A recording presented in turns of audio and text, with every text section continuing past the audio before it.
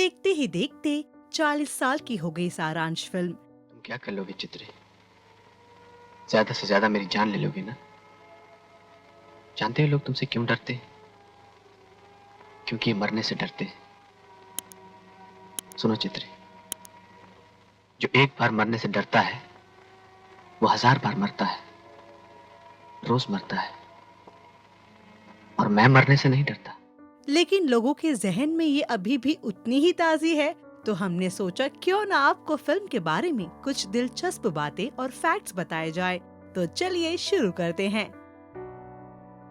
अपना खून दिया मैंने इस देश के लिए, अपनी जिंदगी के कीमती साल लगा दिए इस देश की आजादी के लिए।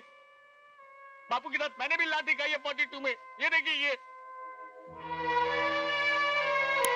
और इसका ये सिला दे रहे हैं आप मुझे।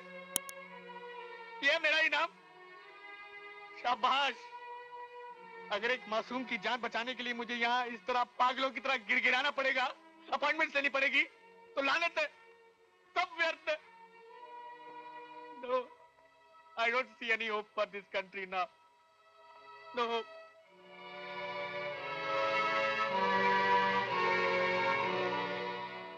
ताराचंद बड़जात्या जी की राष्ट्रीय प्रोडक्शन में बनी ये फिल्म कई मायनों में खास है। फिल्म का डायरेक्शन महेश भट्ट ने किया था।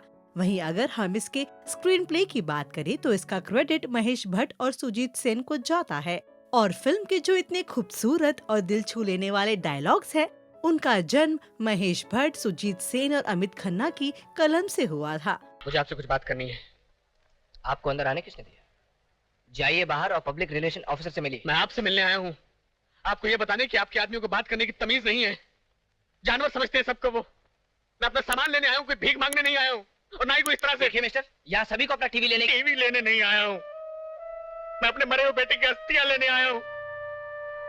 एक बाप का अपने बेटे की राख पर कोई अधिकार है या नहीं, या उसके लिए मुझे नीचे रिश्वत देनी पड़ेगी? आपके पास इतनी फुर्सत तो होगी कि मुझे मेरे बेटे की अस्थियां दिलवा दीजिए।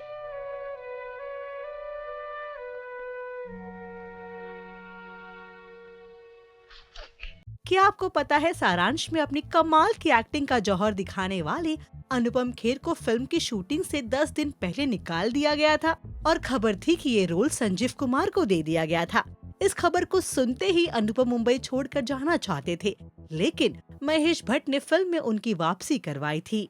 सारांश मुझे जब भट्ट साहब के थ्रू मिली थी, और भट्ट साहब सारांश राजश्री के लिए बना रहे थे। मगर ये भी सत्य है कि सारांश शूटिंग से पहले 10 दिन पहले मुझे निकाल दिया गया था।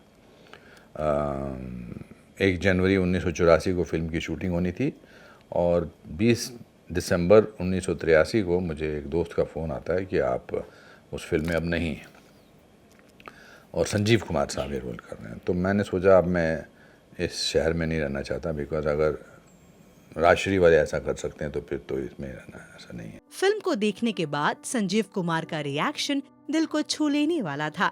राष्ट्रीय के स्टूडियो में जब संजीव कुमार ने वो फिल्म अकेले देखी तो वो फूट फूट कर रोने लगे, और उन्होंने फिल्म के बाद अनुपम खेर को कहा था कि मैं उतना अच्छा नहीं कर सकता था जितना अच्छा आपने किया। चलिए आपको अब हम अगला फैक्ट बताते हैं। बॉलीवुड के दिग्गज फिल्म मेकर्स में शुमार सूरज बड़जात्या इस फिल्म में असिस्टेंट डायरेक्टर थे, और उनको उनका पहला जॉब अनुपम खेर ने दिया था जब उन्होंने सूरज बड़जात्या को डायलॉग्स की फाइल लाने को कही थी। इस फिल्म की शूटिंग लगभग 40 दिनों में पूरी हो गई थी, जो कि एक कमाल की बात है। फिल्म में अनुपम खेर और रोहिणी हट्टंगडी दोनों ने ही एक बुजुर्ग कपल का रोल निभाया था, लेकिन शायद आपको जानकर हैरानी होगी कि फिल्म के समय अनुपम खेर और रोहिणी दोनों मात्र 28 साल के थे। इस फिल्म को बेस्ट फॉरेन लैंग्वेज फिल्म के लिए 1985 के अकेडमी पुरस्कार के लिए भारत की ऑफिशियल एंट्री के रूप में चुना गया था, लेकिन फिल्म आगे जाकर नॉमिनेट नहीं हो पाई। अनुपम खेर की ये पहली रिलीज फिल्म थी। जी हाँ, ठीक सुना आपने। इस फिल्म से पहले वो आगमन और उत्सव जैसे फिल्म्स कर चुके थे, लेकिन उन फिल्मों से पहले ये फिल्म रिलीज हुई।